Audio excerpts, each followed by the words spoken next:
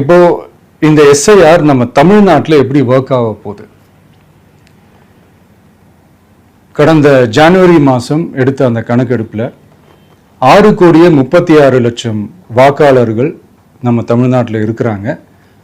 ஆனால் அவங்க யாருக்குமே இந்த ஓட்டு போடுற உரிமையே இல்லை. அந்த பிஎல்ஓன்னு சொல்லுவாங்க, பூத் லெவல் ஆஃபீஸர்ஸ், வாக்குச்சாவடி நிலை அலுவலர். அவங்க தான் வீடு வீடாக போய் அந்த ஃபார்மை கொடுப்பாங்க. அதை நம்ம ஃபில்அப் பண்ணி கொடுக்கணும். அதை தேர்தல் ஆணையம் அதை எடுத்துகிட்டு போய் அதை ஸ்க்ரூட்டினைஸ் பண்ணி அது எல்லாமே கரெக்டாக இருக்கான்னு செக் பண்ணி பார்த்ததுக்கப்புறம் அந்த வாக்காளர் பட்டியலை வெளியிடுவாங்க. அந்த வாக்காளர் பட்டியலில் நம்ம பேர் இருக்கணும். அப்போ தான் நம்மளால் ஓட்டு போட முடியும். அந்த புது பட்டியல் வர்ற வரைக்கும் நம்ம வாக்காளர்களான்றது அது உறுதியே செய்ய முடியாது.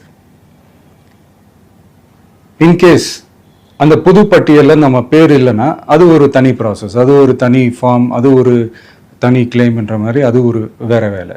ஸோ இந்த மாதிரி நிறைய சிரமங்கள் குழப்பங்கள் இருக்கிறதுனால மக்களுக்கு இது மேலே ஒரு கன்ஃபியூஷன் ஒன்று இருக்குது. இது என்ன வெரிஃபிகேஷனா இல்லை ஒரு மறைமுக ரீரெஜிஸ்ட்ரேஷனா இல்லை இது வந்து ஒரு நியூ ரெஜிஸ்ட்ரேஷன் மாதிரியே தானா அப்படின்ற மாதிரி நிறைய கன்ஃபியூஷன் இருக்குது. அவங்க செய்ய வேண்டியதெல்லாம் ஒன்று தான். இந்த மாதிரி வீடு வீடாக போய் அந்த எனிமரேஷன் ஃபார்ம் நம்ம ஃபில்அப் பண்ணி கொடுக்கும்போது அதுக்கான அக்னாலேஜ்மெண்ட்டை அந்த பிஎல்ஓ அந்த ஆஃபீஸர்கிட்ட இருந்து நீங்கள் வாங்கிக்கணும். அது ரொம்ப ரொம்ப முக்கியம். வாக்காளர் பட்டியலில் ஆல்ரெடி உங்கள் பேர் இருக்கிறவங்களுக்கு நான் சொல்கிறேன்,